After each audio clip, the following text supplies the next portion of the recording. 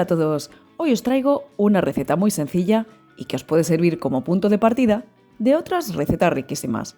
Una base de tarta con masa quebrada sin gluten. La masa quebrada es una receta de la que existen diversas variaciones, que dependen sobre todo de si la base se va a utilizar para preparaciones dulces o saladas. En el vídeo de hoy os voy a contar cómo preparar una masa quebrada que os sirva para ambas. Y os voy a contar cómo hornearla dependiendo de si vais a volver a hornearla después de rellena y de cuánto tiempo. Te animo en este momento a que te suscribas a mi canal y que active las notificaciones. Y vamos a ver ya cómo preparar esta masa quebrada sin gluten. Esto que tengo aquí es harina de arroz. En el texto de descripción del vídeo os voy a contar cómo sustituir las harinas si lo necesitáis. Voy a añadir harina de garbanzo y azúcar glass, aunque la tarta sea salada. Es muy poca cantidad y no hará que quede dulce. ¿Es necesario que sea azúcar glass? No, pero se va a repartir mejor en la masa. Piensa que es muy poca cantidad y que si los gránulos son muy gruesos, el azúcar quedará más repartida. Si no dispones de ella, puedes molerla con un molinillo o batirla con el huevo para que se disuelva y se reparta mejor. Como sé que tanto la harina de garbanzo como el azúcar forman grumos, los voy a tamizar. Puedes tamizar también la harina de arroz si tu marca tiende a permazarse. En cuanto las tengas tamizadas, mezcla todo bien. A continuación, bate el huevo con una pizca de sal fina. Bate bien, no solo para que se disuelva la sal, sino para que se rompa bien la clara y el huevo se reparta mejor. Añade la mantequilla fría y cortada en cubos.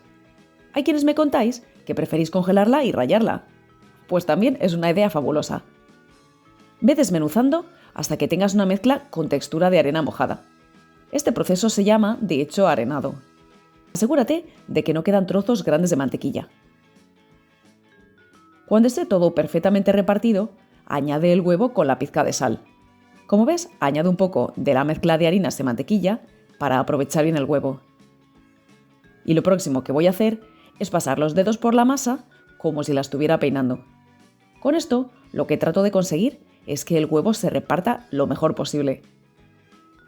Cuando veas todo bien mezclado, empieza a apelmazar la masa. No tengas miedo de amasar, que como nuestras harinas no tienen gluten, no hay riesgo de que éste se desarrolle y la masa quede dura. Al contrario, amasa bien para que el líquido se reparta perfectamente.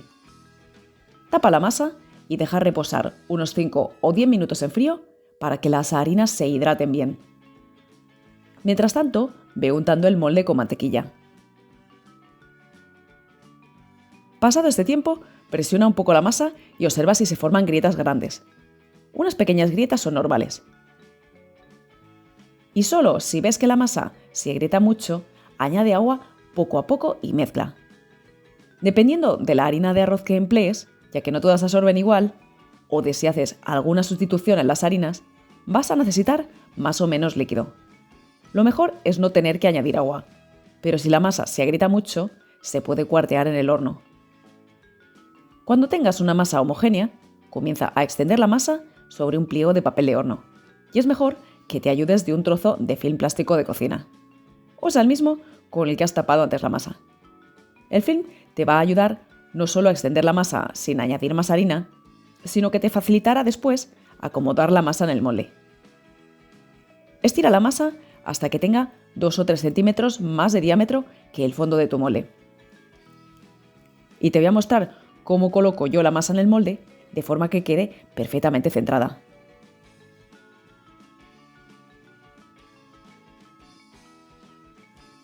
Como ves, el film plástico es utilísimo en esta receta. Como la masa sobresale un poco por arriba, la doblo sin más, presiono y termino de dar una forma bonita.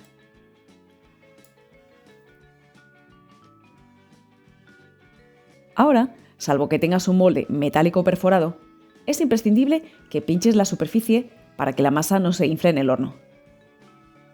Si ves que la masa está demasiado blanda o demasiado brillante, síntoma de que la mantequilla está demasiado caliente, lleva el molde 5 o 10 minutos al frigorífico.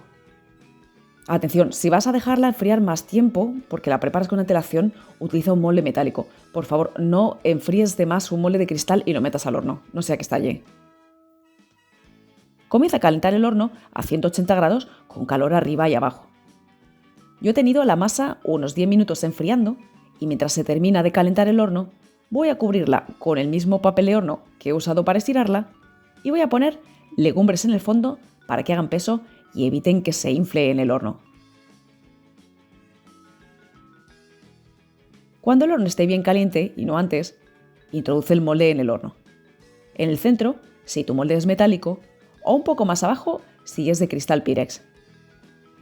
Hornea 15 minutos a 180 grados con calor arriba y abajo. Saca del horno, quita las legumbres y ahora tienes 3 opciones. Si vas a hornear el relleno durante al menos 30 minutos, para preparar una quiche, por ejemplo, no necesitas hornear más en vacío. Si vas a hornear el relleno brevemente, para preparar, por ejemplo, una tarta con cobertura de merengue, que necesita unos 10 minutos como mucho, vuelve a introducir la masa en vacío unos 5 o 10 minutos.